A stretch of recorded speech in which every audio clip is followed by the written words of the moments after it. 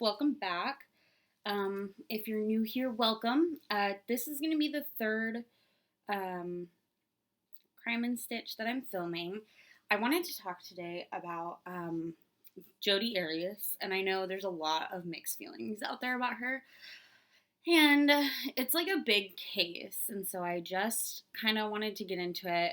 Sorry if there's like a weird like glare. I can kind of see. I don't know if it's me, but like on this shoulder, I can kind of see it. So I want to make sure that it's not like an actual thing, but it looks like it is. And I'm stitching on my Train of Dreams piece. Unfortunately, the other piece that I was doing will have to be one that gets started over. It's having some issues, so I'm trying to complete this page finish before the beginning of January. So this is kind of where I am, and I'm hoping that I can figure out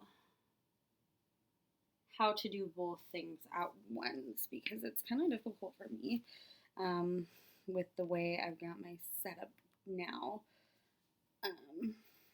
But anyway, here's hoping that we can learn something new together and I can figure out how to do this because, oh my goodness, my thread is caught up here.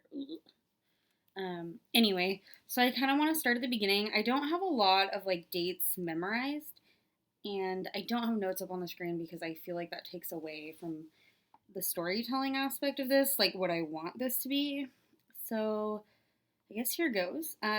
So Jodi Arias she started working for this multi-level marketing company, which was called Prepaid Legal.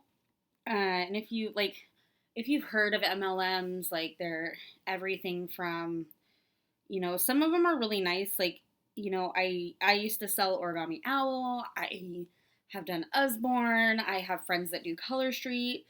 Amy on Creativity by Gidge, she does Color Street, and man, let me tell you, if I had fingernails, like you can see sometimes that I am really bad with anxiety in my fingernails. If I had fingernails, I would buy some Color Street from her because they do a really awesome job at like marketing it.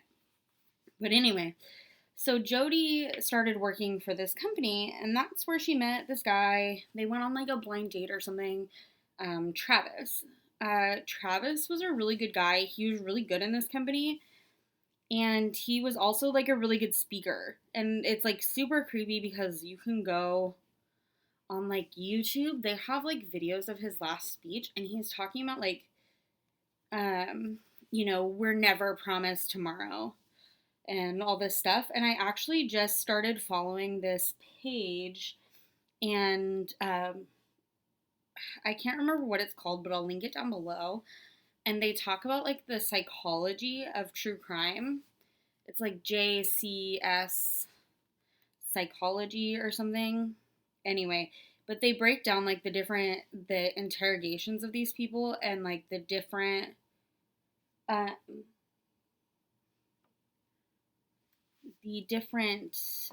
like techniques used by interrogators. And so I was watching some stuff about that, and it goes into a lot more detail. It's like a 2 hour long video, which is awesome because I'm really addicted, and binge watched all of theirs.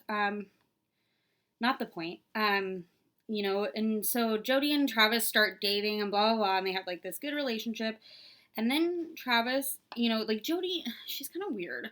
So even Travis is a Mormon, and Jodi decides to get baptized as a Mormon with Travis as her sponsor. So that way, like they'll have like that type of connection. So she converts to Mormonism and decides to do that. And that's great. More power to you, but I feel like I honestly get the vibe that she's doing it just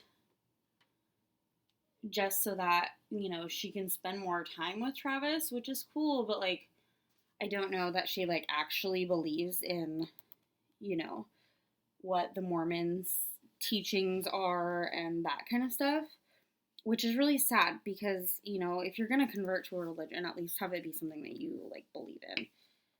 Sorry, I'm really shaky, and it's totally me. It's not the camera's fault, but I'm trying to stitch with one hand here. So, um, that being said, so she converts to Mormonism and they are like dating and whatever. So Travis at some point decides that he really doesn't think that Jodi's marriage material. Maybe if I go, no, that doesn't work either. Okay, bear with me. I'm trying to figure this out. He decides that, maybe Jodi's not exactly marriage material and maybe I need to start settling down soon. So those thoughts in like mind,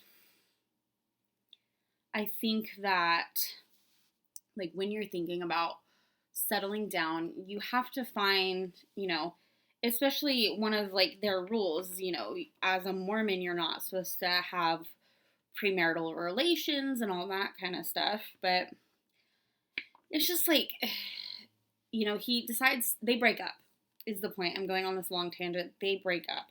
So once they break up, according to like Travis's friends and stuff, Jodi kind of loses it. She,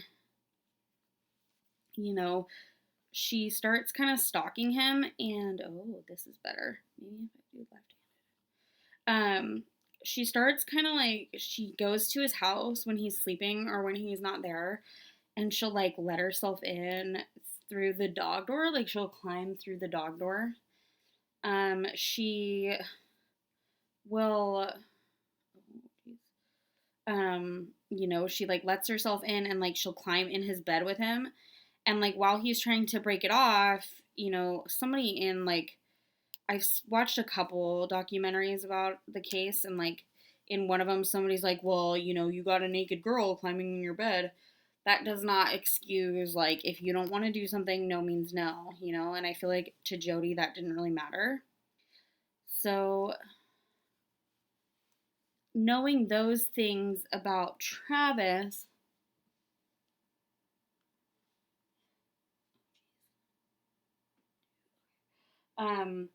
she still went over there anyway. So they were still like friends with benefits kind of, and it just like it got to the point where eventually like Jodi moved away or something and what have you, like she left.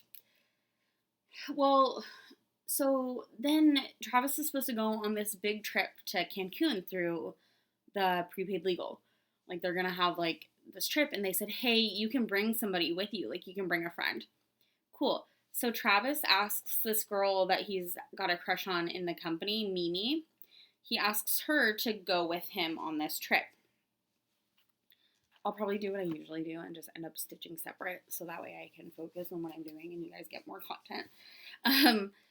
But he asks this girl Mimi to go with him. And Mimi is like, cool, well, Travis has a crush on this girl. Like, Travis likes her. And so the only problem with that is, like, he had told her, like, hey, I have, like, this psycho ex-girlfriend. According to Mimi, they went on a couple dates, and he had, like, warned about Jodi and, like, what she had been doing. Like, she had slashed somebody's tires and, all this stuff. Like, a girl that he had at the house or something. And so she was like, oh, okay, well, thanks for the heads up. And then Mimi, after their first date, Mimi was just kind of like, I don't think I'm ready to date yet. I like you as a friend. I think we can stay friends. And so Travis, he kind of at that point, he was like bummed, but he made the choice to like take her to Cancun anyway. So they go to Cancun. Or no, they don't. So it's like the day before the trip, and Mimi hasn't heard from Travis, which is weird, right? So you're supposed to go on like this international trip with somebody. You expect to be hearing from them, like, hey, what time are we leaving? What should I pack? How much are you packing? You want to coordinate those things for like if you have to share a cab or whatever, or how you're splitting the finances or what have you. So, so like any person, she can't get a hold of him. She calls a couple people. None of his friends can get a hold of him. So they go over to his house. Maybe something happened. They knock on the door. Nothing. They start beating on the door. They start ringing the doorbell. Everything. Nothing. So eventually, somebody that knows the house or something. I'm not like super sure on this, but somebody gives them the key code to get in the garage. So they go through the garage, and like as they walk in, they can smell something foul. So they are walking in and they're yelling for him, Travis, Travis. They knock on his roommate's door, and one of his roommates is home. And like, dude, we were ringing the doorbell and stuff. Like, where were you? He like, I guess didn't hear them, which is weird to me. Like, I've always gotten stuck on that fact. Like anybody else, like, you can't hear your doorbell being rang or somebody pounding on your door. Like, that's unfortunate. I feel like they probably just chose to ignore it. So he goes, no, Travis is in Cancun. And Mimi's like, no, we're supposed to leave tomorrow. Travis isn't in Cancun. He's like, weird, I haven't seen him in like 5 days. And so they start looking around, and the roommate grabs this key. He's got a key to Travis's bedroom because his bedroom door was locked. And they go in and they find Travis, and this is so sad, but like he is in the bottom of his shower and there's blood everywhere and he is deceased. So immediately there's an investigation, obviously, like something happened to Travis. We got to figure out what. And everybody's like, you got to look at Jodi. You got to look at Jodi. You got to look at Jodi. Whatever. So the police are looking through the house. They take pictures. They do their thing.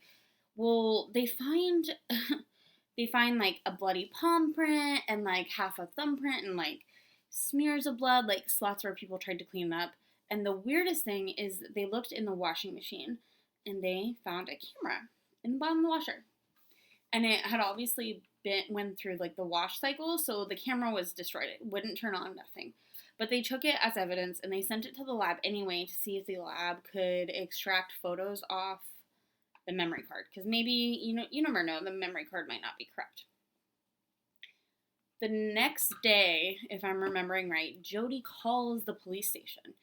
And she's like, hey, she has like this like fake sweet voice, and she's just like, hey, I just want to help in any way that I can because I'm Jodi and blah, blah, blah, blah. So she like puts herself into the case because she's crazy. They ask her some info, whatever. And then she claims to have gone on this road trip and gotten lost for like 18 hours or something like that and went to Utah, but she got lost somewhere in the middle. The thing that we all know about Jodi Arias is that this was a lie, the start of like many, many lies.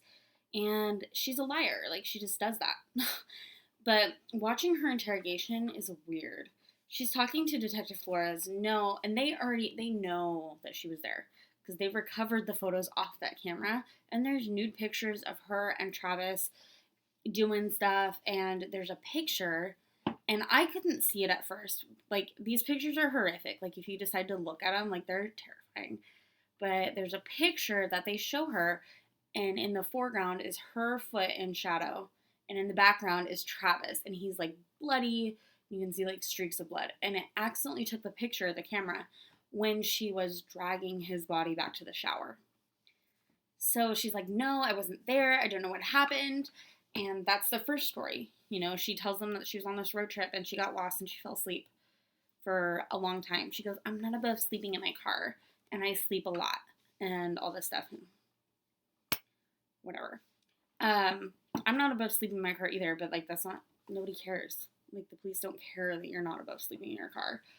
And so they're talking to her, and so that's her first story. She gets arrested because they've obviously got proof that she was there. The second time that they talk to her, she goes, well, I was there, but it wasn't me. These two people broke in and they killed Travis and decided to let me go. But they said if I told anybody, they'd kill my family. Okay, like, nothing was stolen, nothing was taken. Like, these people just apparently came in and, killed Travis and left him there and left Jodi. That doesn't seem right.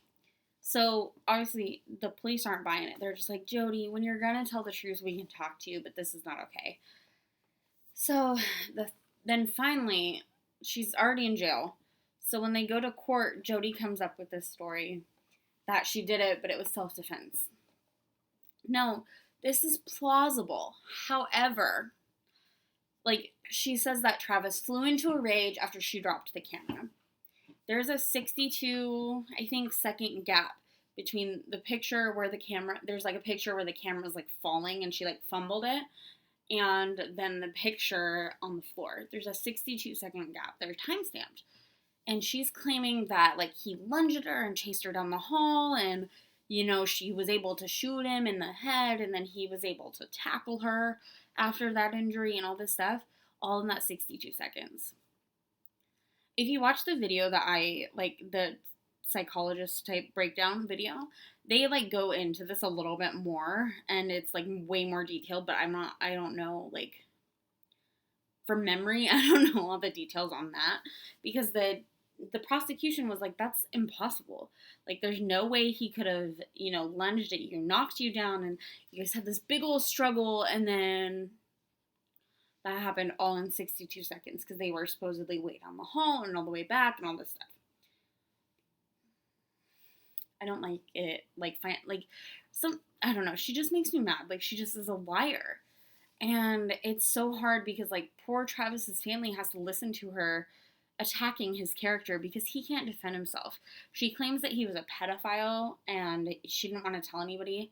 That she walked in on something that happened with him and somebody he was related to or whatever, and it's a lot. And I feel so sorry for their family because it's just awful. So then she gets convicted. She's convicted of the crime, and then during sentencing, like, there was like one part where she was like, I wish I would get the death penalty. And then after that, she's like, no, I don't want the death penalty. That would be a punishment to my family. And she's so dramatic. And anyway, she gets to do like a impact type statement, right? And she's talking about, well, I designed this shirt for other domestic violence survivors, which is great if you actually are a sufferer of domestic violence. But Travis wasn't like that with her. Like, there's no proof of that. She never called the police. He never got arrested for domestic violence or anything. So it's one of those things where it's just like, okay, like, I don't think so. And so it's this whole thing. And she, she did so many TV interviews, and she's just so vain. Before she had her original mugshot, she like asked if she could clean herself up and put on makeup. She tried to put on makeup before TV interviews. She was like, no jury's gonna convict me, mark my words. And then they did. So, like, it just, like, you think you can there's no such thing as a crime that you can get away with. As we've seen in, like, the Golden State Killer case, like, he got, not, like, soon, it wasn't, like, something that, like, happened quickly, but, like, he's in jail. And he's trying to fake being an old man, and there's videos where he's not, so I don't know. That's a whole nother video. If you guys know more about the case, let me know. Like I said, I'm going to try and do some stitching. I'm going to try and update more while I can. And hopefully I can do a couple live streams soon. I'm keeping my fingers crossed. We'll see. But other than that, I hope you guys have a great day. And I'll hopefully be putting up a floss tube soon. I want to record it probably after this, to be honest with you, after I record the stitching.